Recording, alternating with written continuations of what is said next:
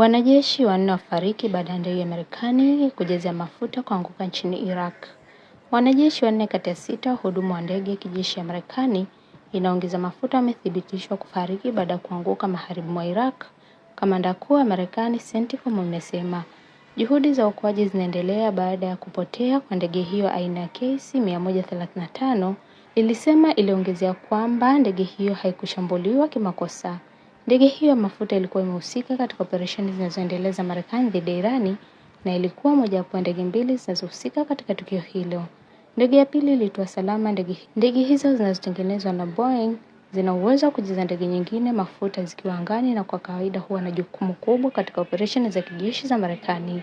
Zilitumiwa sana katika vita vya kwanza vya Ghuba kupanua safu ya ndege ya kivita washambuliaji.